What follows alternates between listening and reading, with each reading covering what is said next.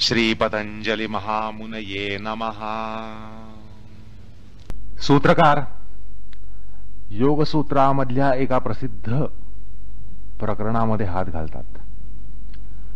साधकाच्या दृष्टीने अनन्य महत्वाचं असं हे प्रकरण आहे। साधकावस्थेमध्ये साधनेमध्ये येणारे जे अंतराय आहेत, अडचणी आहेत, आपल्याला असं वाटतं की यांचं हे सांगण्याचं काही कारण नाही, आम्हाला या अडचणी यांचा साक्षात अनुभव असतो। साधकाला साक्षात्कार कशाचा असतो तर ह्याचा असतो, या अंतरायांचा, या विक्षेपांचा साक्षात्कार असतो। आणि असं आहे, सूत्रकार या ठिकाणी ज्याला म्हणतात ग्रास रूट लेवल, त्या ठिकाणी इतक्या खालच्या पातळीवर उतरून साधकाच्या समस्या या ठिकाणी सांगतात। पण आता म्हटल्याप्रमाणे आपल्याला असं वाटतं हे सगळं आम्हाला माहिती आहे, आमचे अंतराय आम्हाला माहित नाहीत का, आम्हाला येणारे विक्षेप आम्हाला माहिती नाहीत का? तर आपल्याला फक्त विक्षेप असतात एवढंच माहिती असतं, त्या विक्षेपांचं स्वरूप समजून घेणं हे महत्वाचं असतं। असं आहे, या विक्षेपांना आपल्याला प्रतिषेध करायचा आहे। विक्षेपांना केवळ सामोरं जायचं नाहीये। विक्षेप तुम्हाला माहिती आहेत, पण तुम्हाला माहिती असून तुम्ही काय करू शकता? हतबद्ध असता। पण योगशास्त्रामध्ये आता जो उपदेश दिला जाणार आहे त्यावेळेला तुम्हाला त्या विक्षेपांचं स्वरूप सांगितलं जाईल, आणि विक्षेपांचं स्वरूप ते अशासाठी सांगितलं जाईल की त्यांचं निवारण करण्यासाठी तुम्ही खूप काही करू शकाल। तर केवळ नामनिर्देश करून, म्हणजे अंतरायांचा नामनिर्देश करून त्याची प्रदीर्घ सूची देणं हा एवढा या ठिकाणी हा हेतू नाहीये। पण आपले अंतराय यांचं किंवा आपल्यामध्ये आपल्याला येणारे आपल्याला विक्षेप, साधनेमध्ये येणारे विक्षेप यांचं नेमकं स्वरूप काय आहे, त्यांचं लक्षण, त्यांचं स्वरूप, त्यांची माहिती, शास्त्रशुद्ध माहिती या ठिकाणी सूत्रकार आपल्याला देतात। तेवढ्यासाठी की त्यांचा आपण प्रतिषेध करण्याला समर्थ असावं, आणि त्यामुळे त्यांचा परिचय होणं हे महत्वाचं आहे। आपल्या सगळ्यांना त्यांचे अनुभव आहेत, या अंतरायांचा आपल्याला साक्षात्कार आहे असं आपल्याला वाटतं, आता आपण सांगितलं, पण खऱ्या अर्थाने तो साक्षात्कार नसतो। आपल्याला केवळ अंतराय असतात, विक्षेप असतात एवढंच माहिती आहे, पण विक्षेपांचं स्वरूप काही माहिती नसतं। आणि विक्षेपांचा प्रतिषेध जर करायचा असेल तर त्यांचं स्वरूप माहिती असणं हे अत्यंत आवश्यक आहे। त्या दृष्टीने हे सूत्र आणि आगामी 2 सूत्र ही त्या दृष्टीने फार महत्वाची आहेत। साधकाचा जो अत्यंत प्रधान मल्ल आहे, साधकाच्या विरुद्ध उभा असलेला जो प्रधान मल्ल आहे विक्षेप रूपानं, त्या मल्लाचा परिचय करून देणं, त्याचं लक्षण सांगणं, ते एवढ्यासाठी की त्याचा प्रतिषेध कसा करावा। आणि त्यामुळे ह्या एकूण 3 सूत्रांच्या एका प्रकरणामध्ये सूत्रकार ही गोष्ट सांगणार आहेत की आपले विक्षेप कुठले, विक्षेपांचे सहचर कोण, आणि त्यांचा प्रतिषेध कसा करावा। या 3 गोष्टी सांगण्यासाठी एक या ठिकाणी लहानसं प्रकरण सूत्रकार उपस्थित करतात। 3 सूत्रांचंच लहान प्रकरण असलं तरी अर्थाच्या दृष्टीने अत्यंत महत्वाचं आहे। तर व्याधिस्त्यान संशय प्रमाद आलस्य अविरति भ्रांती दर्शन अलब्ध भूमिकत्व अनवस्थितत्वानि चित्त विक्षेपाः ते अंतराया दुःख दौर्मनस्य श्वास प्रश्वास विक्षेप सहभूवः तत्प्रतिषेधार्थम एकतत्वाभ्यासः। अशा प्रकारे विक्षेप सांगणं, विक्षेपांचे सहचर सांगणं आणि त्यांचा प्रतिषेध कसा करावा या दृष्टीने सूत्रकार एका प्रकरणाला या ठिकाणी प्रारंभ करतात। अत्यंत महत्वाच्या प्रकरणाचा उपक्रम या ठिकाणी करतात। तर सूत्रकार म्हणतात या सूत्रामध्ये व्याधिस्त्यान संशय प्रमाद आलस्य अविरति भ्रांती दर्शन अलब्ध भूमिकत्व अनवस्थितत्वानि चित्त विक्षेपाः ते अंतरायाः। ते म्हणतात व्याधी, स्त्यान, संशय, प्रमाद, आविरती, भ्रांती दर्शन, अलब्ध भूमिकत्व आणि अनवस्थितत्व हे त्या चित्तांचे विक्षेप होत आणि तेच विघ्न आहेत. आता असं आहे की पूर्वसूत्रामध्ये ईश्वर प्रणिधानाद्वारा आत्मसाक्षात्कार आणि विघ्न निवर्तन होतं असं म्हटलेलं आपण पाहिलं. तद प्रत्यक् चेतनाधिगम अपि अंतराया भावश्च, प्रत्यक्ष चेतनेचा अधिगम होतो, बोध होतो आणि तसं अंतरायाचा अभाव होतो, अशा प्रकारे गतसूत्रामध्ये आपल्याला सांगितलं गेलं. आणि हा जो विघ्न संघात आहे, विघ्नांचा जो संघात आहे, तो चित्तामध्ये विक्षेप निर्माण करत असतो. आपल्याला जी साधना करायची असते त्यासाठी एकाग्रता हवी असते, अव्यक्रता हवी असते, तन्मयता हवी असते. हे जे योगशास्त्र, योगाच्या अभ्यासामध्ये ज्या गोष्टी आपल्याला लागतात त्यांच्या विरुद्ध हे सगळे अंतराय उभे राहतात आणि ते त्या ठिकाणी विक्षेप निर्माण करतात. आणि म्हणूनच एकाग्रतादींना अडथळा आणला जातो. म्हणजे हे सगळे अंतराय चित्ताचे विक्षेप आहेत. चित्तामध्ये विक्षेप निर्माण करणारे असे हे अंतराय आहेत. आता हे अंतराय कोणते? तर व्याधी. व्याधी म्हणजे सर्वसामान्यपणे शारीरिक पीडा, शारीरिक अनारोग्य असा त्याचा अर्थ केला जातो. आणि स्त्यान म्हणजे काय? तर स्त्यान म्हणजे अकर्मण्यता. आणि संशय, संशय शब्दावरच आपल्याला कळतो संशय हा काय प्रकार आहे म्हणून.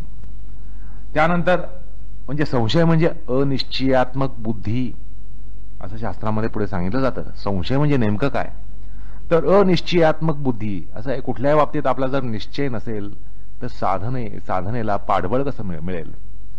साधना दृढमूल कशी होईल?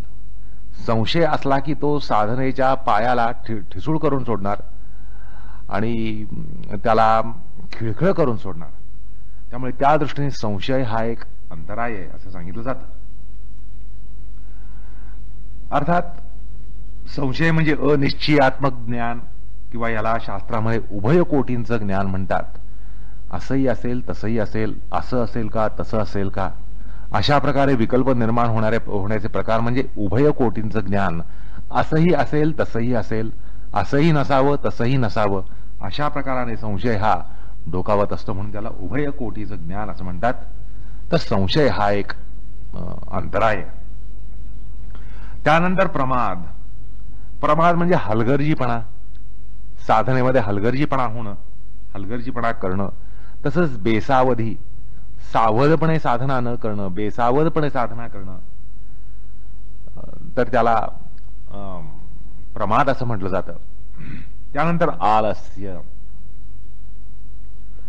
आळस म्हणजे शरीरातील आणि मनामधली जडता. शरीरामध्ये जडता, मनामध्ये जडता, त्याला आळस असं म्हणतात. की ज्यामुळे योगामध्ये प्रवृत्ती होत नाही. योग करावा असं मनोमन जरी वाटलं तरी प्रवृत्ती होत नाही. एक प्रकारे जाड्य असतं, शरीरामध्ये जाड्य असतं, मनामध्ये जाड्य असतं, तर त्याला आळस असं म्हटलं जातं. त्यानंतर आविरती. आविरती म्हणजे लवलुप्य, विषय लवलुप्य किंवा वैराग्याचा त्याग. आपल्यामध्ये असलेलं जे वैराग्य असतं, आपल्यामध्ये असलेला जो नियमितपणा असतो, किंवा ज्याला मॉडरेशन म्हणतात, नियमन जे आलेलं असतं ते नियमन झुगारून देण्याची एक वृत्ती कधी कधी येते, बंडाळी होते. की आपण बऱ्याच प्रमाणामध्ये एक प्रकारे नियमनाने युक्त असतो, पण कधी मनामध्ये एक बंडाळी उठते आणि नियमन तुटतं, नियमन सुटतं. आणि त्यामुळे एक प्रकारे लौल्यामुळे हा प्रकार घडतो. अर्थात आपल्यामध्ये जे काही नियमन आले असतं नियमन आपण सोडून देतो, झुगारतो. त्याला अविरती असं म्हणतात. त्यानंतर भ्रांती दर्शन म्हणजे चुकीच्या धारणा, विपर्यात्मक धारणा, भ्रांत धारणा. अर्थात असं विपरीत धारणा किंवा भ्रांत धारणा असली तर साधना किती ठेचकाळत राहील हे काही सांगायचं कारण नाही. त्यानंतर अलब्ध भूमिकत्व. अलब्ध भूमिकत्व म्हणजे आपल्याला अपेक्षित अशी भूमी प्राप्त न होणं, योग्य भूमी प्राप्त न होणं. आणि त्याच्या पुढला म्हणजे अनवस्थितत्व, म्हणजे असलेली भूमी, पायाखालची जमीन हलण्याचा प्रकार आहे. म्हणजे असलेली भूमी हातातनं सुटणं म्हणजे आपण पतित होणं. आपल्याला काही नियमन, संयम हे जे प्राप्त झालेले असतात, वैराग्य प्राप्त झालेलं असतं, त्यात कुठेतरी त्याला तडा जातो आणि आपण पतित होतो. असलेल्या प्राप्त झालेल्या स्थानामधनं 1-2 पायऱ्या, 4-5 पायऱ्या, 8-10 पायऱ्या खाली घरंगळत येतो. हा जो घसरण्याचा प्रकार आहे, अवनती जी आहे, अवनती ही या ठिकाणी सांगितली आहे. म्हणजे ह्याच्या अलीकडच्या अंतरायामध्ये प्रगतीचा अभाव, पुढची पायरी न मिळणं, चढता न येणं, प्रगती न होणं, हा एक अंतराय आहे. आणि असलेली अवस्था त्याच्यातून पतित होणं म्हणजे अवनती, हा एक अंतराय आहे. तर अशा प्रकारे हे अंतराय सूत्रकार सांगतात. आता या सूत्र प्रसंगामध्ये भाष्यकार असं म्हणतात की ही जी 9 विघ्न आहेत हे चित्ताचे विक्षेप आहेत आणि ही विघ्न चित्तवृत्तीतच असतात. चित्तवृत्तीद्वाराच ही प्राप्त होत असतात. अर्थात विघ्न आहेत म्हणजे चित्तवृत्ती आहेतच. विघ्न ही चित्तवृत्तीच्या द्वारा येत असतात, माध्यमातून येत असतात म्हटल्यानंतर विघ्न आहेत म्हणजे चित्तवृत्ती आहेत. आणि या विघ्नांच्या अभावामध्ये समजा विघ्न सगळी हटली, विघ्न हटली तर पूर्वोक्त जी प्रत्यक्षादी प्रमाण आहेत ती सुद्धा नसतात. म्हणजे चित्तवृत्ती हेच विघ्नाचं एक स्वरूप आहे. चित्तवृत्ती आहे म्हणजे विघ्न आहेत, विघ्न आहेत म्हणजे चित्तवृत्ती आहेत. त्यामुळे ज्यावेळेला विघ्न हटतील, विघ्नांचा अभाव होईल, त्यावेळेला समाधी असेल असं भाष्यकार सांगून जातात. त्यामुळे विघ्न किती सूक्ष्म स्तरापर्यंत असतात. म्हणजे आपल्याला या ठिकाणी व्याधी, स्त्यान, संशय, प्रमाद, आलस्य, आविर्ते, भ्रांती, दर्शन, अलब्ध भूमिकत्व, अनवस्थित तत्वाने हे सगळे आपल्याला विक्षेप स्थूल वाटतात. आणि अशी कल्पना आपल्याला करता येत नाही की समजा ही व्याधी नाहीये, स्त्यान नाहीये, संशय नाही, प्रमाद नाही, आळस नाही, अविरती नाही, भ्रांती दर्शन नाही, अलब्ध भूमिकत्व नाही, अनवस्थितत्व नाही. असं जर नसेल तर समाधी असेल असं काही आपल्याला कल्पना करता येत नाही. पण भाष्यकार सांगून जातात असं नाहीये. कारण आपल्याला वाटतात तितक्या प्रमाणामध्ये ही स्थूल विघ्न नाही तर ही सूक्ष्म विघ्न आहेत. आणि यांच्या अभावामध्ये चित्तवृत्तींचा अभाव झालेला असतो.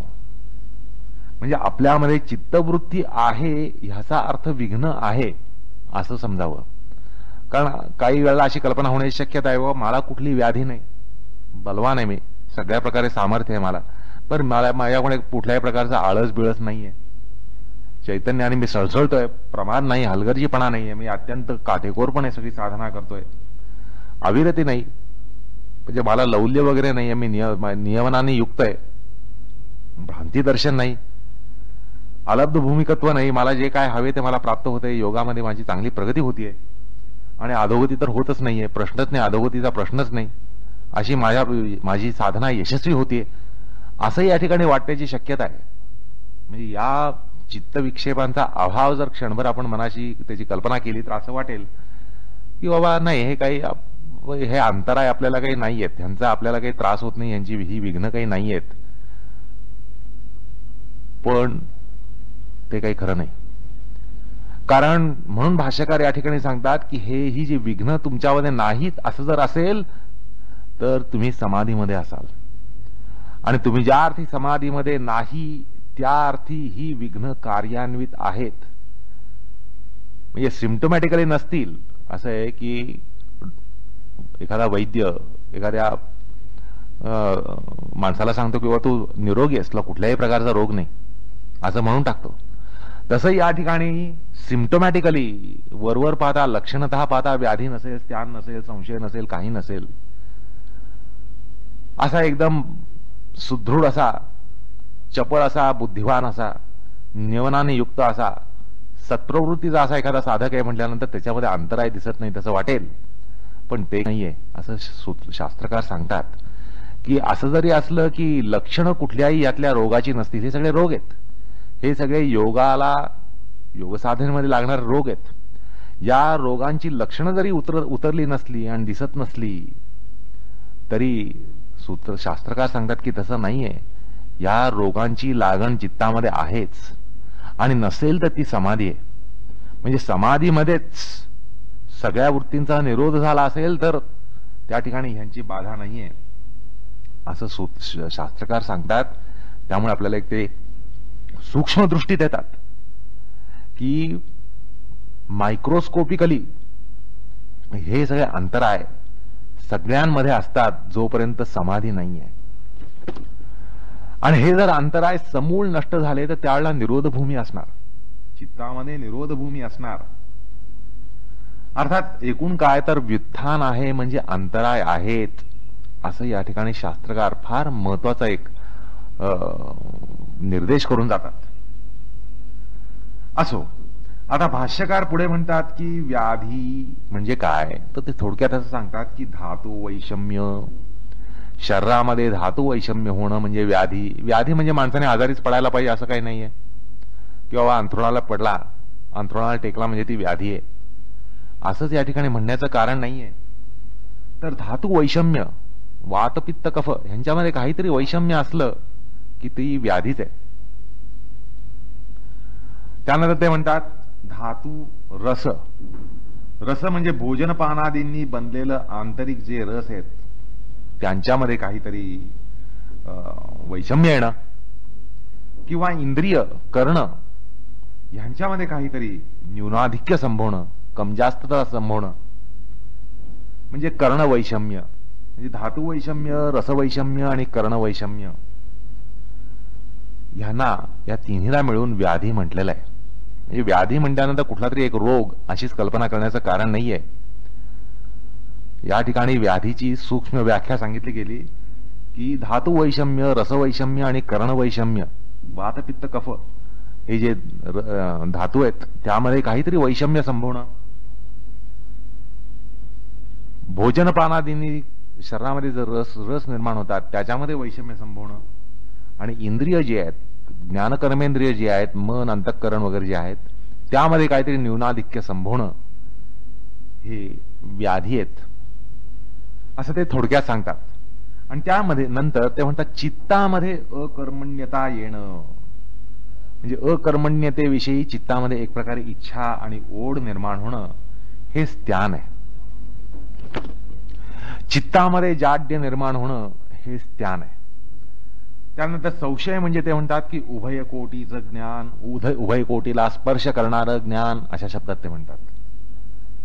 जसं ही वस्तू अशी आहे अशी नाही असं दोन्ही प्रकारे बुद्धीमध्ये चलबिचल होणं, ही वस्तू अशी आहे आणि अशी नाही अशा प्रकारे बुद्धीमध्ये निर्णयाचा अभाव असणं हा संशय आहे. निश्चयात्मक ज्ञान नसणं हा संशय आहे. आलं का लक्षात? म्हणजे केवळ निश्चयात्मक ज्ञान नसणं हाही संशय आहे. प्रमाद म्हणजे समाधी साधनांच्या साठी जे अनुष्ठान, त्याचं जे अनुष्ठान असतं त्या अनुष्ठानाची टाळाटाळ होणं, टाळाटाळ करणं, हेळसांड होणं, हेळसांड करणं ह्याला प्रमाद असं म्हणतात. त्यानंतर आळस म्हणजे काया आणि चित्तामध्ये जाड्य, गुरुत्व, जडत्व येणं. म्हणजे शरीरामध्ये सुद्धा या ठिकाणी आळस म्हटल्यानंतर शरीरामध्ये आळस आलेला असतो, उतरलेला असतो. त्यामुळे काय होतं, योग प्रवृत्ती सुटते, योग साधनेची कडे जी प्रवृत्ती असते ती सुटते, तर त्याला आळस असं म्हटलेलं आहे. त्यानंतर अविरती म्हणजे चित्ताला विषय संपर्काची लालसा निर्माण होणं, विषय हवेसे वाटणं. 5 ज्ञानेंद्रियांचे जे 5 विषय, शब्द स्पर्श रूप रसगंधात्मक जे विषय आहेत त्यांच्याविषयी लालसा निर्माण होणं, इच्छा निर्माण होणं, त्याला अविरती असं म्हणतात. भ्रांती दर्शन म्हणजे विपरीत असं ज्ञान, उलट ज्ञान, विपर्यात्मक ज्ञान हे भ्रांती दर्शन आहे. आणि समाधी भूमीचा लाभ न होणं, योगातली पायरी ही आपल्याला गाठता न येणं, किंवा त्याची अप्राप्ती, त्याची अप्राप्ती जी आहे हे अलब्ध भूमिकत्व आहे.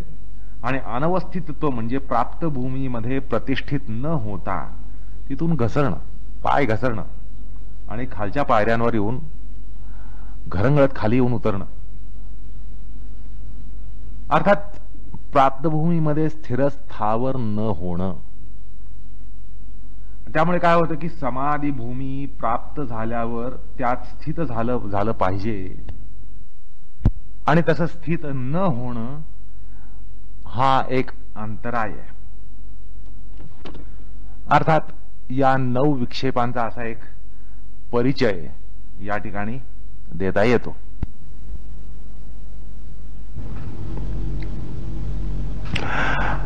या ठिकाणी आपण सर्वप्रथम व्याधी याचा विचार करू.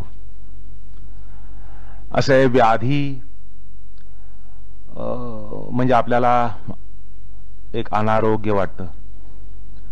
व्याधी येण्याचं कारण आपण त्याची काही कारणं समजतो. इन्फेक्शन म्हणा, व्हायरस म्हणा, किंवा एखादी संस्था, शरीरातली एखादी संस्था नीट कार्य न करणं, शरीरातल्या एखाद्या संस्थेमध्ये बिघाड येणं, आणि त्यामुळे व्याधीचा आपण संबंध आपल्या शरीराशी लावतो. एकतरी इन्फेक्शन होणं किंवा व्हायरस होणं किंवा शरीरामधली एखादी संस्था नीट कार्य न करणं, याद्वारा आपण व्याधी होतात. व्याधींचं कारण आपण अशा भौतिक संबंधामध्ये लावत असतो. पण सुरुवातीला सांगितल्याप्रमाणे या ठिकाणी ह्या अंतरायांचं सूक्ष्म निरीक्षण या ठिकाणी केलं जाणार आहे. तर तसंच या ठिकाणी व्याधींचं सूक्ष्म निरीक्षण या शास्त्रात झालं असल्यामुळे ते निरीक्षण काय आहे हे सांगण्याचा या ठिकाणी मोह होतो. तर शरीर स्वास्थ्य जे आहे हे शरीर स्वास्थ्य मुख्यतः चित्ताच्या अधीन असतं, चित्ताधीन असतं, असा हा या ठिकाणी सूर आहे. या शास्त्राचा हा सिद्धांत आहे की शरीर स्वास्थ्य जे आहे ते चित्तावलंबित आहे, चित्ताधीन आहे, चित्ताच्या अधीन आहे. असं आहे की शरीर अस्वास्थ्यानं मन दूषित होतं, म्हणजे मनोस्वास्थ्य जातं. याचा आपल्याला अनुभव आहे. शरीराचं स्वास्थ्य केलं की आपलं मनोस्वास्थ्य जातं, चित्ताचं स्वास्थ्य जातं. आणि मनोस्वास्थ्य बिघडल्यानं मग शरीराचं स्वास्थ्य अजून बिघडतं. तर अशा प्रकारचा हा आपला अनुभव आहे. आता या ठिकाणी एक जिज्ञासा सुरू करायला आपण एक असा प्रश्न निर्माण करूया की शरीर स्वास्थ्यानं मनोस्वास्थ्य जातं का मनोस्वास्थ्यानं शरीर स्वास्थ्य जातं. अर्थात तसं याचं उत्तर सरळ आणि सोपं नाहीये. मात्र असं की परस्परांना बिघडवण्याचं सामर्थ्य मात्र त्यांच्यामध्ये आहे. परस्परांना बिघडवण्याचं सामर्थ्य हे त्यांच्यामध्ये आहे. पण असं आहे की योगशास्त्राचा सिद्धांत असा आहे की मूलतः प्रथम मनालाच विकार प्राप्त होत असतो. मन हेच विकारग्रस्त असतं आणि मन हे विकारग्रस्त होऊन शरीराला स्वास्थ्यापासून च्युत करतं, वंचित करतं. आता या ठिकाणी असं म्हणता येईल एखाद्याला, असं कसं तुम्ही म्हणता की काही वेळेला शरीराला पहिल्यांदा इजा होते, मनाला काही झालेलं नसतं, एखादा अपघात होतो. शरीराला पहिल्यांदा इजा होते आणि त्याच्यानंतर मनाच्या स्वास्थ्याला तडा जातो, असं आपल्याला अनुभवाला येतं. असं आहे की वरवर पाहता असा कोणालाही अनुभव येऊ शकतो की काही आकस्मिक आणि अपघाती कारणानं शरीर स्वास्थ्य हे पहिल्यांदा बिघडतं आणि मगच मनाला विकार चढतो. आता सकृत दर्शनी हे जरी खरं असलं, अनुभव जरी खरा असला, तरी मूलतः या ठिकाणी सुद्धा सूक्ष्म निरीक्षण काय सांगतं? सूक्ष्म निरीक्षण म्हणतं की चित्तच व्याधीला प्रभव असतं. अगदी ह्या अपघाती कारणामध्ये सुद्धा, आकस्मिक आणि कारणामध्ये सुद्धा, कारणामागे सुद्धा चित्तच कारण असतं. आता तुम्ही का म्हणाल? तर असं आहे, अहो तुमचा अपघात होणं, आकस्मिक काहीतरी घडणं, यामुळे तुम्हाला जरी पहिल्यांदा शरीराला इजा होत असली, शरीरामध्ये काहीतरी न्यूनाधिक्य संभवत असलं, तरी असं आहे, तुम्हाला जो अपघात होतो, आकस्मिक जे काही घडतं ते तुमच्या कर्मामुळे घडतं. त्याच्या मागे आपली कर्म असतात, कर्मांमुळे ते घडतं. आणि त्या ज्या घटना आहेत, आकस्मिक घडणाऱ्या घटना म्हणा, अपघात म्हणा, ही सगळी या घटना कर्मविपाकात्मक असतात.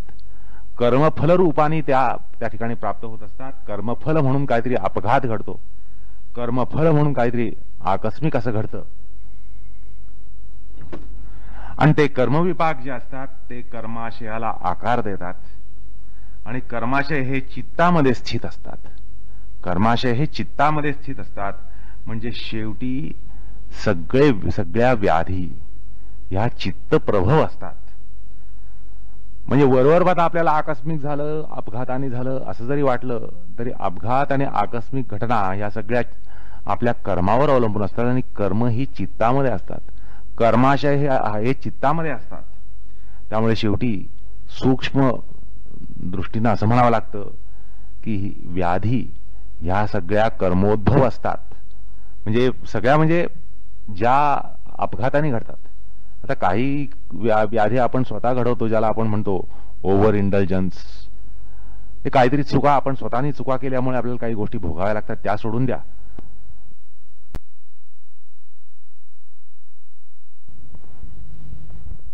त्यामुळे शेवटी सूक्ष्म दृष्टीनं असं म्हणावं लागतं की व्याधी ह्या सगळ्या कर्मोद्भव असतात. म्हणजे ज्या अपघाताने घडतात. आता काही व्याधी आपण स्वतः घडवतो, ज्याला आपण म्हणतो ओव्हर इंडल्जन्स. हे काहीतरी चुका, आपण स्वतःनी चुका केल्यामुळे आपल्याला काही गोष्टी भोगाव्या लागतात, त्या सोडून द्या. काही चुका आपल्याला आपल्या हलगर्जीपणामुळे भोगाव्या लागतात. आपल्यातला मोह याच्यामुळे आपल्याला काही चुका भोगाव्या लागतात. अर्थात काही व्याधी हे आपल्याला जडतात. अतिसेवन, व्यसनी सेवन, ज्यामागे आपली स्वतःची चूक असते, त्यामुळे आपल्याला काही रोग जडतात. पण ते जर सोडले तर त्याशिवाय इतर जे काही रोग असतात ते सर्व कर्माशयभूत असतात आणि कर्मोद्भूत असतात. आणि कर्माशय हे चित्तांमध्ये व्यवस्थित असतात. कर्माशयांचं स्थान हे चित्त आहे. कर्मराशी या चित्तामध्ये साठलेल्या असतात. आणि त्यामुळे असं म्हणावं लागतं की ही सगळी व्याधी त्यामुळे चित्तोद्भव असतात, असं या ठिकाणी आपल्याला म्हणावं लागतं. म्हणजे अपघाती दुखणं जरी आलं तरी आपण त्या ठिकाणी असं पाहिलं की ते कर्माशयभूत असतं. आणि तसेच त्यामुळे इतर सगळे व्याधी हे सुद्धा कर्माशयभूतच असतात. त्यामुळे योगशास्त्राचा जो सिद्धांत आहे की शरीर स्वास्थ्य हे चित्ताधीन असतं, त्याची या ठिकाणी प्रकर्षाने जाणीव होते. मग आता लक्षात आलं असेल की आपल्याला अपघाती जी दुखणी प्राप्त होतात ती सुद्धा वरवर पाहता आपल्याला असं वाटतं की ती शरीरोद्भव असतात. पण थोड्याशा विश्लेषणाने आपल्याला लक्षात येतं की जी आकस्मिक घडणारी अपघाती कारणाने घडणारी ज्यामध्ये शरीर स्वास्थ्य प्रथम बिघडतं असं आपल्याला वाटतं, तसं ते नसतं. प्रथम त्या ठिकाणी मनाचाच विकार असतो. चित्तोद्भव हे अपघात असतात, कारण ते कर्मोद्भव असतात. फक्त सकृत दर्शनी आपल्याला असं वाटतं की ते शरीरोद्भव आहेत, पण असं आहे की कर्माशय हे चित्तामध्ये स्थित असल्यानं चित्तच हे व्याधीला प्रभव असतं, असं आपल्याला या ठिकाणी निश्चित म्हणता येतं. एकूण काय तर आकस्मिक शारीरिक अस्वास्थ्याला कारण आपली कर्म असतात, आपली पूर्वकर्म असतात. पूर्वकर्मांमुळे आपल्याला हे अपघात वगैरे घडतात आणि त्यामुळे आपण म्हणतो माझं नशीब, माझं दुर्दैव. तर या दुर्दैव वगैरे काही नसतं, नशीब वगैरे काही प्रश्न नसतात. तर या ठिकाणी कर्मच असतं आणि कर्म म्हणजे आपण केलेली कर्म. कर्म म्हणजे काही नशिबाचा भाग नाहीये. आपण पूर्वजन्मी किंवा पूर्वांतरी केलेली जन्मांतरी केलेली जी कर्म आहेत ती कर्मच या सगळ्याला कारणीभूत असतात. आणि त्या सगळ्या घटना या कर्मविपाकात्मक असतात. कर्माला फल देण्याच्या स्वरूपानं ते प्राप्त होत असतात. कर्मफलरूप अशा त्या घटना, अपघात वगैरे घडत असतात. आणि अर्थात त्या कर्मविपाकात्मक असतात म्हटल्यानंतर कर्मविपाक हे कर्माशयाला आकार देत असतात.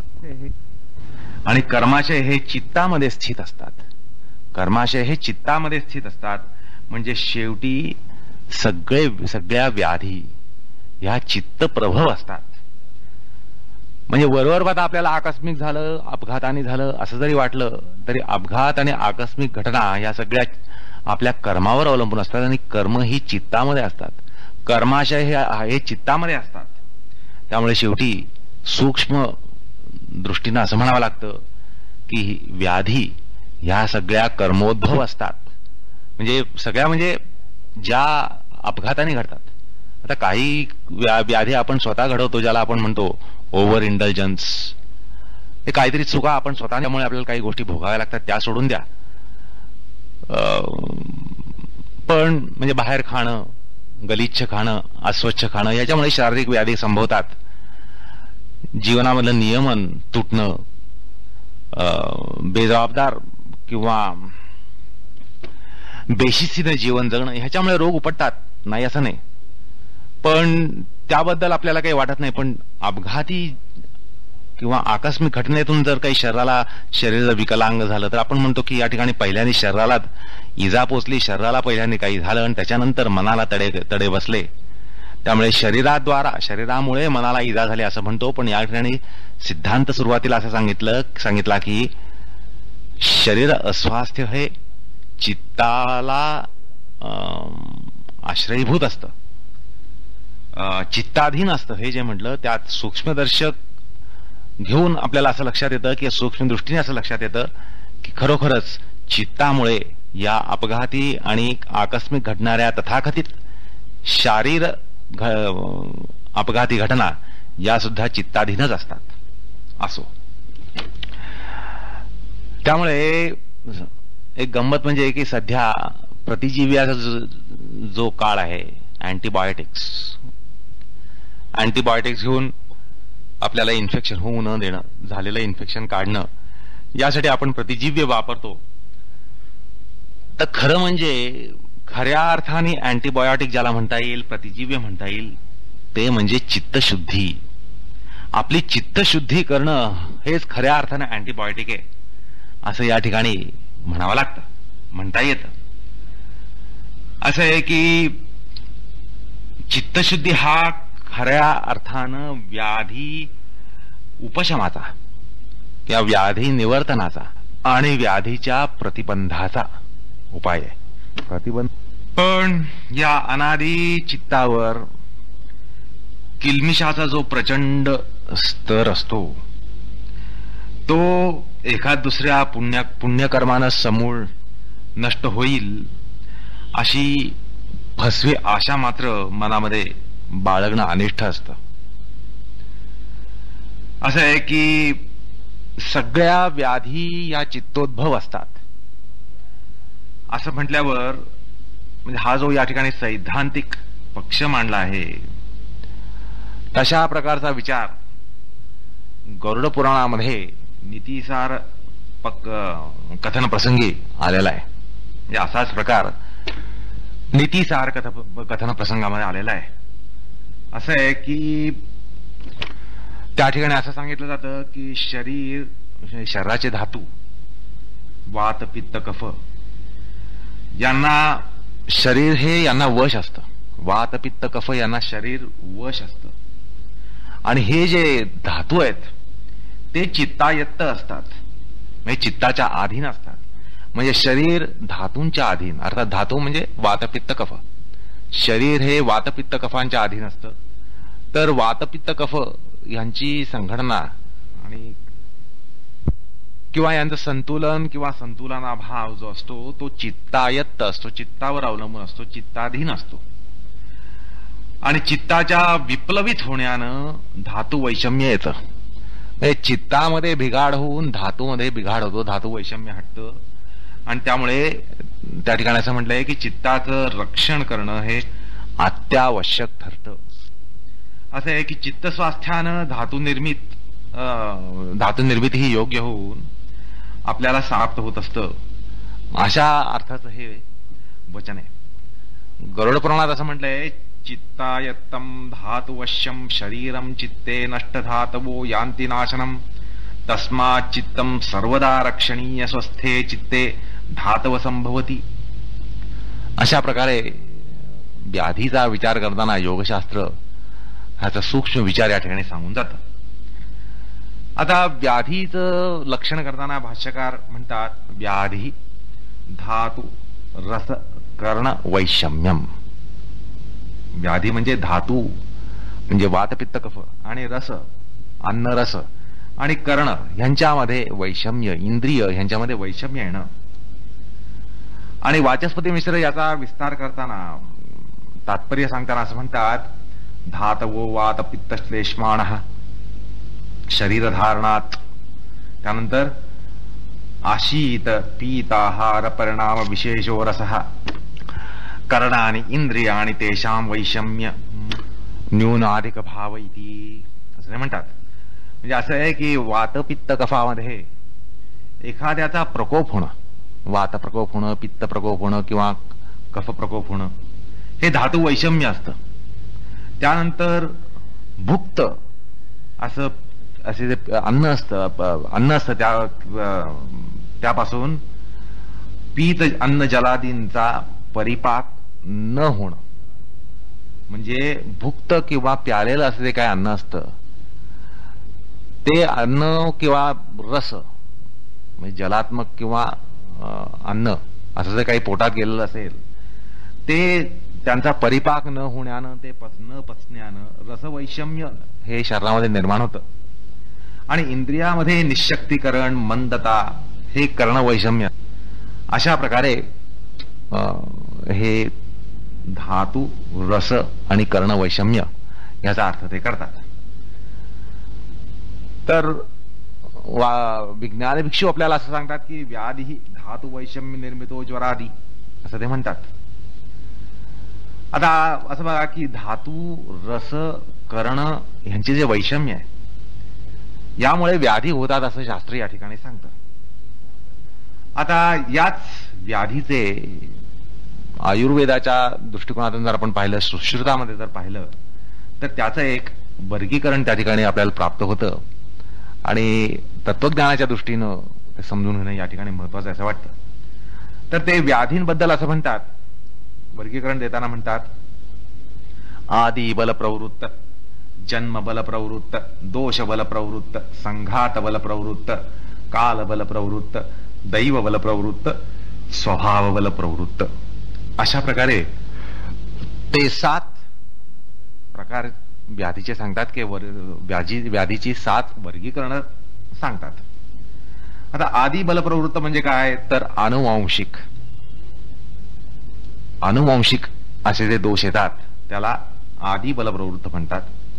त्यानंतर जन्म बल प्रवृत्त म्हणजे जन्मतः काही गोष्टी प्राप्त होणं. अर्थात पहिला प्रकार म्हणजे आपण ज्याला हेरिडिटी प्रॉब्लेम म्हणतो तसा, आणि दुसरा म्हणजे कॉन्जेनिटल प्रॉब्लेम जन्मतः प्राप्त होतात. तर तिसरा प्रकार म्हणजे दोष बल प्रवृत्त, अर्थात त्रिदोष वैषम्य, वात पित्त कफामध्ये वैषम्य येणं हे दोष बल प्रवृत्त, त्याच्यामुळे काही व्याधी निर्माण होतात. त्यानंतर संघात बल प्रवृत्त म्हणजे अपघात कारणानं आपल्यामध्ये काही व्याधी निर्माण होतात, तर ते संघात बल प्रवृत्त. त्यानंतर कालबल प्रवृत्त म्हणजे स्वाभाविक वयोमान परत्वानं, ऋतुमानानं जे काही आपल्यामध्ये व्याधी संभवतात, ऋतू बदलला की आपल्याला त्याचं लक्षात येतं की आपल्या शरीरावर त्याचा परिणाम होतो. तसंच वयोमान परत्वे सुद्धा आपल्याला या गोष्टी जाणवतात, त्याला कालबल प्रवृत्त असं म्हणतात. आणि 6वा प्रकार म्हणजे दैव बल प्रवृत्त, दैव बलात काही या गोष्टी आपल्याला जाणवतात. आणि मग स्वभाव बल प्रवृत्त म्हणजे स्वभाव बल प्रवृत्त म्हणजे स्वाभाविक अशा गोष्टी असतात. भूक, निद्रा किंवा शरीर धर्मामुळे आपल्याला काही गोष्टी या भोगाव्या लागतात. तर अशा प्रकारे ते वर्गीकरण सुश्रुतामध्ये प्राप्त होतं. आदि बल प्रवृत्त, जन्म बल प्रवृत्त, दोष बल प्रवृत्त, संघात बल प्रवृत्त, काल बल प्रवृत्त, देव बल प्रवृत्त आणि स्वभाव बल प्रवृत्त. त्यानंतर सुश्रुत संहितेमध्ये व्याधीविषयी थोडी अशी सामान्य माहिती आहे, ती पण आपण या ठिकाणी लक्षात घेतली पाहिजे. त्या ठिकाणी असं म्हटलंय, तद दुःख संयोगो व्याधय उच्चन्ते. तद दुःख संयोग, हा दुःखाचा संयोग हे एक व्याधीचं महत्वाचं लक्षण आहे. त्यानंतर ते चतुर्विधा आगंतवः शारीराः मानसाः स्वाभाविक कल्पेती असं त्या ठिकाणी सांगितलंय. आणि तर एते मनः शरीराधिष्ठानाः असं सुश्रुताच्या पहिल्या अध्यायामध्ये सांगितलेलं आहे. म्हणजे असं की ज्याच्या संयोगानं जीवाला दुःख होतं त्या व्याधी आहेत. ज्याच्या संयोगामुळं जीवाला दुःख होतं त्याला व्याधी असं म्हणतात. आणि ते चतुर्विध असतात, 4 प्रकारचे असतात. म्हणजे एक म्हणजे आगंतुक म्हणजे अपघाती, दुसरा शारीरिक, आणि हे जे आहे ते हीन किंवा मिथ्या किंवा अतिमात्र सेवनानं होतात. म्हणजे शारीरिक व्याधी ज्या आहेत त्या अल्पाहार, अनाहार, मिथ्याहार असं हीन अन्न खाणं किंवा मिथ्या काहीतरी खाणं किंवा अतिमात्र सेवन करणं ह्याने ते प्राप्त होत असतात. त्यानंतर मानस, तिसरा प्रकार जो आहे तो मानस, जे ते राग, क्रोध, शोकादीनं उत्पन्न होतात. म्हणजे मनोविकाराने उत्पन्न होतात. आपल्यामध्ये जर कामक्रोधादी विकार संभवले तर त्याच्यामुळे शरीराला व्याधी होत असते. त्यानंतर स्वाभाविक असा एक प्रकार, ते म्हणजे भूक, तहान, वृद्धापकाळ, निद्रा, मृत्यू अशा कारणानं आपल्याला काही व्याधी या भोगाव्या लागतात. तर अशा प्रकारे 4 प्रकारचे म्हणजे व्याधीचे वर्ग हे सांगितले जातात. ते म्हणजे आगंतुक, शारीर, मानस आणि स्वाभाविक. त्यानंतर चरकामध्ये व्याधीला त्याने 3 कारणं सांगितलेली आहेत. ही 3 कारणं आपण सर्वसामान्यपणे लक्षात घेतली पाहिजेत. चरकाने म्हटलंय की अयोग, अतियोग आणि मिथ्यायोग अशी रोगांची किंवा व्याधीची 3 कारणं असतात. अयोग म्हणजे ज्याला आपण आजकाल माल न्यूट्रिशन म्हणतो, तो प्रकार अयोग. म्हणजे आपल्याला हवे असलेल्या गोष्टी किंवा जीवन मूल्य ज्याच्यात आहेत असा पौष्टिक आहार न मिळणं. त्यानंतर अतियोग म्हणजे ओव्हर इंडल्जन्स, अतिसेवन, अर्थात श्रीमंतीचे रोग. आणि मिथ्यायोग म्हणजे अयोग्य असं काहीतरी खाणं. तसंच शरीराच्या बाबतीत non use, over use, misuse अशा प्रकाराने पण ह्या वयात ते संभवतात असं आपल्याला म्हणता येतं. अर्थात या ठिकाणी मिथ्या सेवन म्हणजे अपथ्य सेवन करणं, अपथ्याचं सेवन होणं हा मिथ्यायोग असतो असं आपल्याला या ठिकाणी लक्षात येतं. आणि मुख्यतः व्याधी उपटण्याला हीच कारणं असतात असं आपल्याला निश्चितच म्हणता येतं. आता या ठिकाणी एक गीतेतलं वचन स्मरतं. गीतेमध्ये ज्ञानविज्ञान संपन्नाला व्याधीविषयी एक विशिष्ट दृष्टिकोन ठेवावा लागतो असं सांगितलंय. ते या ठिकाणी आठवतं. अन्यथा काय होतं की त्याची बाधा ही असह्य होते. व्याधीची बाधा ही असह्य होते. आपण जितकं जास्त त्याच्याशी आपण आयडेंटिफाय होऊ तितक्या प्रमाणामध्ये आपल्याला त्याची बाधा ही असह्य होत जाते. आणि या संदर्भामध्ये ज्ञानेश्वरीमध्ये व्याधी हा जो अंतराय त्याने आपल्या समोर विकट अशा स्वरूपामध्ये पेश केलेला आहे, तो या ठिकाणी बघावा असं सांगावं वाटतं. असं आहे की हा जो अंतर आहे तो आपल्यासमोर त्यांनी म्हणजे तो इतका बिकट आहे असं मांडून आपल्याला सांगितलंय. त्यामुळे त्यांनी व्याधीच्या संदर्भामध्ये आपण आपलं वर्तन कसं ठेवावं हे प्रासादिक भाषेमध्ये सांगितलंय. त्यामुळे त्याचा आपण या ठिकाणी थोडक्यात निर्देश करणं हे अपेक्षित आहे असं वाटतं. असं आहे की आध्यात्मिक वाटचाल करण्याच्या दृष्टीनं हा विचार या ठिकाणी महत्वाचा आहे. आध्यात्मिक साधकाला हा विचार महत्वाचा आहे म्हणून या ठिकाणी सांगावं असं वाटतं. तर ज्ञानेश्वर महाराज असं म्हणतात की ज्ञानी हा आपले कान बधीर झाले नाहीत तोपर्यंत आत्मानात्म विचारांचं त्यांनी श्रवण करावं. जोपर्यंत आपले कान शाबूत आहेत तोपर्यंत या गोष्टींचं श्रवण करून घेतलं पाहिजे. शरीर स्वाधीन आहे तोपर्यंत तीर्थयात्रा वगैरे करून घ्यावी. आपण म्हणतो हे सगळं नंतरच्या वयात, तीर्थयात्रा वगैरे नंतरच्या वयात म्हणतो. नंतरच्या वयात म्हणजे केव्हा? जोपर्यंत हातपाय शाबूत आहेत, शरीर शाबूत आहे तोपर्यंत करून घेतली पाहिजे. ते सगळं गेल्यानंतर मग तीर्थयात्रा जमेल तरी कशी?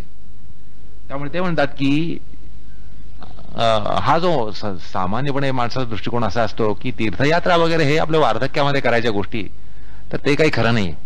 शरीर शाबूत नसताना, हातपाय चालत नसताना या गोष्टी करणं किंवा या गोष्टी करीन म्हणणं हा एक डिप्लोमॅटिकली नकार देण्याचा प्रकार आहे. असो, त्यानंतर ते म्हणतात की जोपर्यंत बुद्धी आणि दृष्टी शाबूत आहे, वार्धक्याची त्याला सावली लागलेली नाहीये, तोपर्यंत शास्त्र निर्णय पाहून घ्यावेत.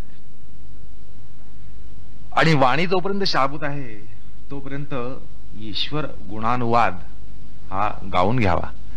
असं आहे, तोंडाचं बोळकं झाल्यानंतर देवाचं संकीर्तन करावं म्हणजे आता काय काय त्या ठिकाणी काय होईल बघा.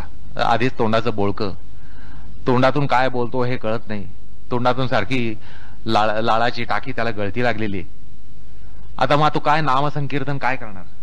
त्यामुळे आपण ह्या ज्या गोष्टी वार्धकलत असतो ते किती अयोग्य आहे हे ज्ञानेश्वर या ठिकाणी पटवून देतात. तर ते म्हणतात की जोपर्यंत वाणी शाबूत आहेत, दंतपंक्ती सगळी शाबूत आहे, जोपर्यंत आपल्या तोंडातून स्पष्ट उच्चार निघतायत, तोंड म्हणजे लाळेची गळकी टाकी अजून झालेली नाहीये, तोपर्यंत आपण ईश्वर गुणानुवाद हा करून घ्यावा, नामसंकीर्तन करावं, ईश्वर गुणगान गावं. आणि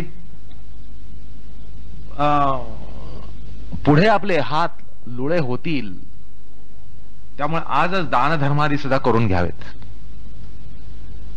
त्यानंतर पुढे वार्धक्यामुळे आपलं मन जे आहे ते बलहीन होईल, निःशक्त होईल, असं पाहून आत्मज्ञानाचं मनन करावं. याला सगळं मनोबल लागतं. आत्मज्ञानाचं त्याचं मनन करण्यासाठी मनोबल लागतं. त्यामुळे ह्या खऱ्या म्हणजे वार्धक्यासाठी गोष्टी नाहीयेत. पण आज जनसामान्य माणसं काय समजतात की अध्यात्म देवदेव हे सगळं वार्धक्यासाठी, तर ते कसं अयोग्य आहे हे या ठिकाणी दाखवून देतात.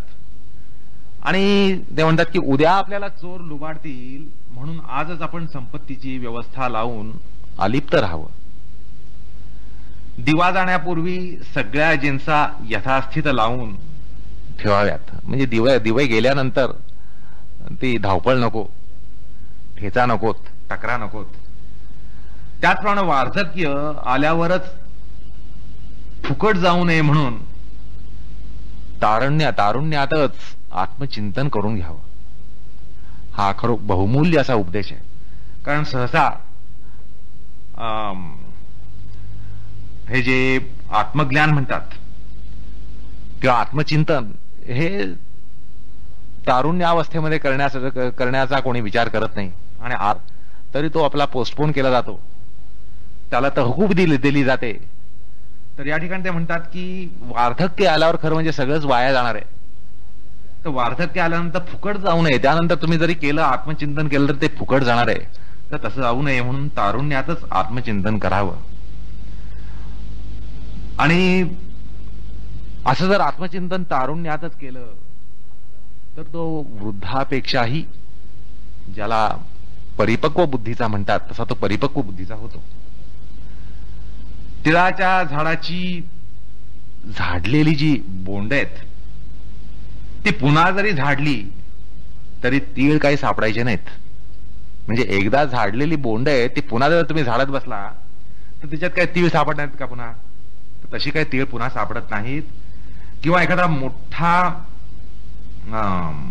अग्नी राखुंडी झाल्यानंतर तो काही पोळणार नाहीच. म्हणून जो वार्धक्याचा आधीच विचार करून घेतो त्याला वार्धक्यापासून हानी होत नाही. आणि अशी वृत्ती ज्याची तोच ज्ञानी असं ते म्हणतात. म्हणजे भगवद्गीतेमध्ये ज्ञानी हा शब्द आल्यानंतर त्याच्यावर व्याख्या करताना ज्ञानी म्हणजे कोण, तर ज्ञानेश्वर महाराज त्यांच्या प्रातून असा बहुमूल्य उपदेश करून देतात.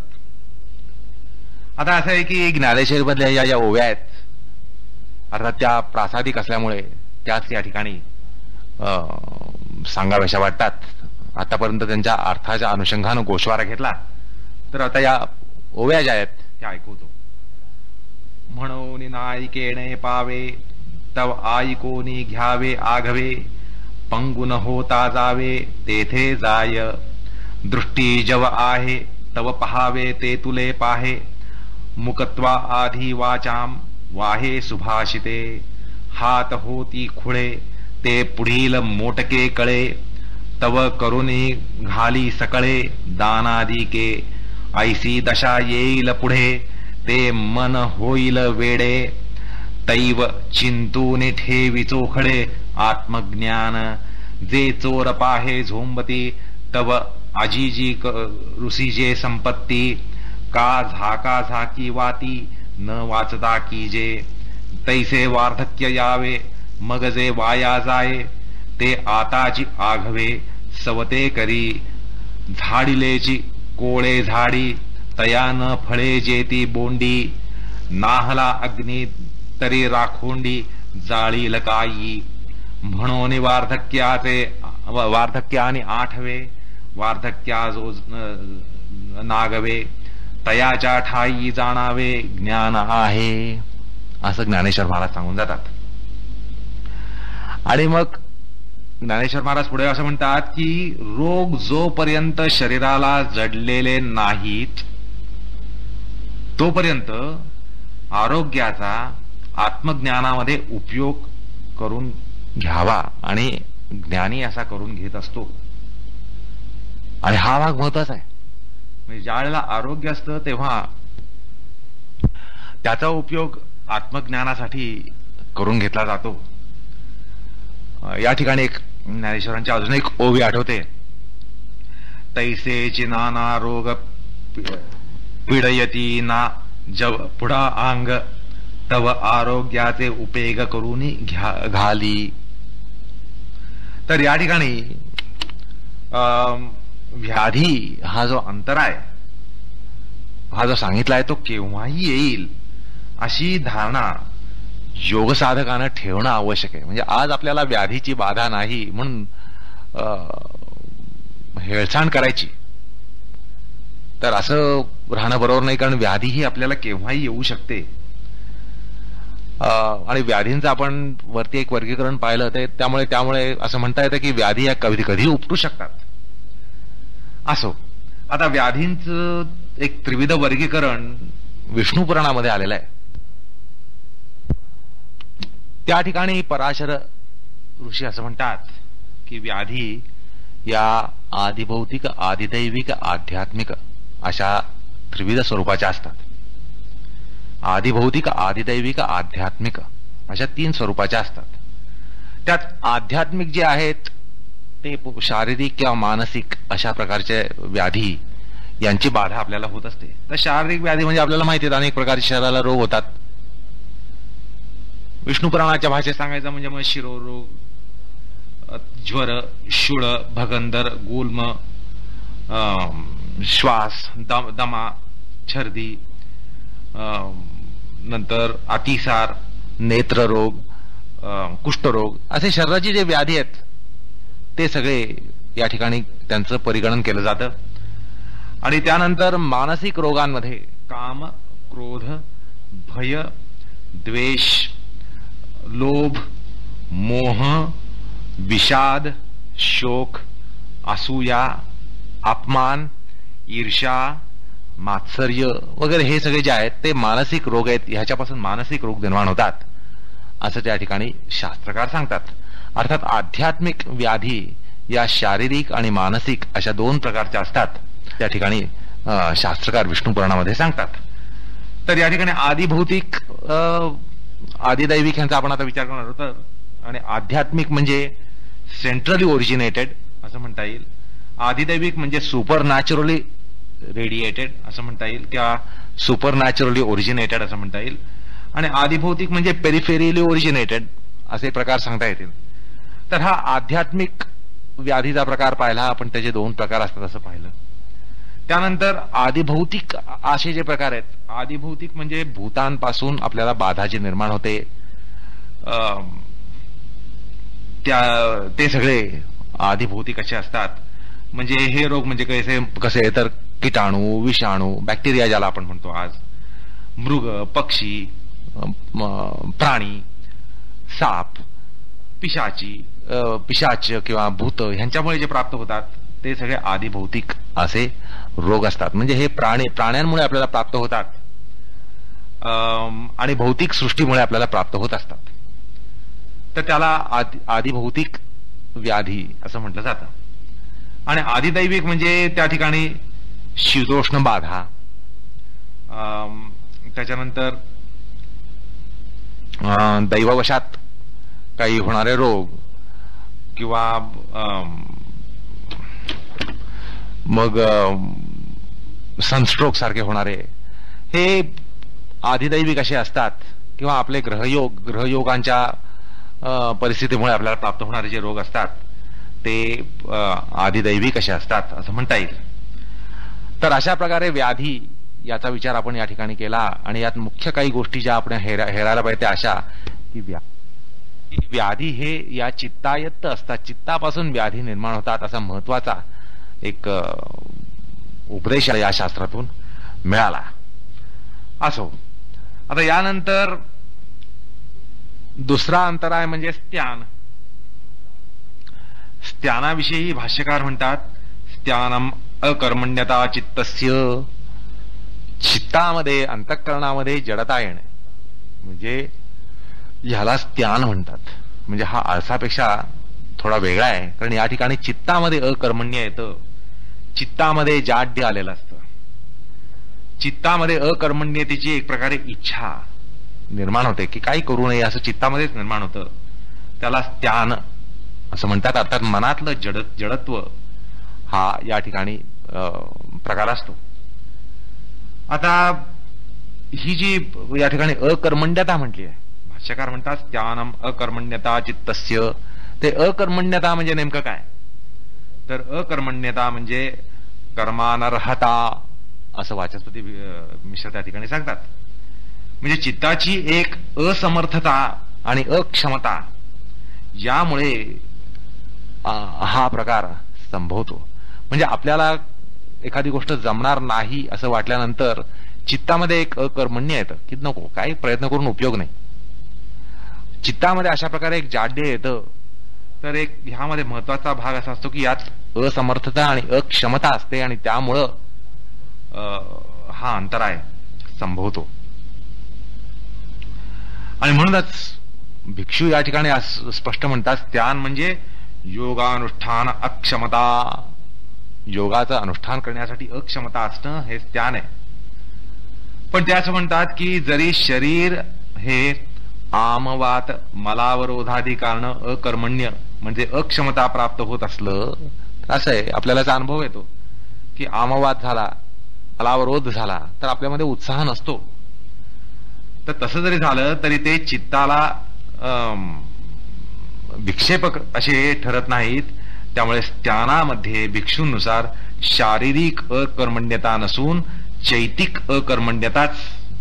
या ठिकाणी विहित आहे. तर ते असा बारीक त्या ठिकाणी निर्देश करतात की काही वेळेला मलावरोध झाल्यामुळं किंवा आमवातामुळं आपल्यामध्ये एक प्रकारे जडत्व येतं. तर ते या ठिकाणी गृहीत नाहीये. केवळ चित्तामध्ये अक्षमतेमुळे येणं हाच प्रकार या ठिकाणी स्त्यान असा समजावा असं ते म्हणतात. थोडक्यात म्हणजे त्यांच्यानुसार भाष्यकारांना काय विहित आहे तर इनॅबिलिटी टू प्रॅक्टिस योग on account of indisposition of mind and not indisposition of the body असं ते त्या ठिकाणी म्हणतात. आणि योग सुधाकरकार सदाशिवेंद्र सरस्वती हे सुद्धा असंच म्हणतात की चित्तस्य अकर्मण्यत्वम स्त्यानम. एकूण स्त्यान हा प्रकार चित्तामध्ये तमोगुणाचा प्रादुर्भाव आणि उद्रेक होण्यानं, म्हणजे आंतरिक इच्छा असून सुद्धा योग काही त्या ठिकाणी घडत नाही असा हा एकूण प्रकार आहे. तर स्त्यान हा प्रकार सांगताना चैतिक जाड्यता, मानसिक जाड्यता सांगण्याचा प्रकार सगळे भाष्यकार करतात. याचं कारण आळस हाही एक अंतराय पुढे सांगितलाय. आलस्य असं सांगितलं गेलंय. तर आलस्यापासून वेगळा दाखवण्यासाठी निक्षून या ठिकाणी सगळे भाष्यकार, टीकाकार चित्ताची अकर्मण्यता सांगतात. कारण व्याधी स्त्यान संशय प्रमाद आलस्य, म्हणजे पुन्हा आळस हा प्रकार आला. त्यामुळे स्त्यान आणि आळस यांच्यामध्ये गफलत होऊ नये म्हणून शास्त्रकार या ठिकाणी निक्षून सांगतात की हे चैतिक जाड्य आहे, मानसिक जाड्य आहे. अर्थात उत्साहवर्धक असं काही ज्याला स्टिम्युलेशन म्हणतात ते मनाला न मिळाल्यामुळे स्त्यान हा प्रकार संभवतो. आणि त्यामुळे साधकांनी आपण उत्साही राहू ह्याची दक्षता त्यांनी घेतली पाहिजे. आपल्या उत्साहाला ग्रहण लागेल असं शक्यतो होऊ देऊ नये. कारण तसं उत्साहाला ग्रहण लागलं तर स्त्यान हा जो अंतराय आहे तो ताबडतोब चित्ताला व्यापतो. त्यामुळे निरुत्साही होण्याचे प्रकार जे आहेत ते साधकांनी टाळावे. वैफल्यग्रस्त होऊ नये, निरुत्साही होऊ नये याची त्यांनी काळजी घेतली पाहिजे असं या ठिकाणी साधकांनी समजून घेतलं पाहिजे. म्हणजे स्त्यान हा अंतराय आपल्यामध्ये नाहीये म्हणून गप्प राहण्याचं कारण नाही किंवा ह्याची आपल्याला बाधा नाहीये असं समजून गैरसमजुतीच्या पडद्याआड राहणं हे योग्य नाहीये. तर हा स्त्यान नावाचा अंतराय कशाने प्राप्त होतो तर हे समजून घेतलं पाहिजे की वैफल्य वाटणं, मनामध्ये निरुत्साह निर्माण करणारे वैफल्य आणि विषण्णता वगैरे येण्याचे प्रसंग संभवू शकतात. त्यामुळे तसे प्रसंग आपल्या पुढे येतील ह्याची एक खूणगाठ मनाशी बांधून साधकांनी जीवनामध्ये वर्तन करावं. विशेषतः योग साधनेमध्ये त्यांनी प्रवृत्त होताना मनाशी अशी पक्की खूणगाठ बांधून असावं की आपल्याला कधीतरी वैफल्य आणणारे प्रसंग येतील, आपल्या साधनेमध्ये वैफल्य आणणारे प्रसंग येतील, विमनस्कता आणणारे प्रसंग येतील. तर त्यासाठी आपण आपल्या मनाची तयारी करून घेतली पाहिजे. तर त्या दृष्टीने हा जो अंतराय सांगितलाय तो महत्वाचा आहे. कृष्णार्पणमस्तु.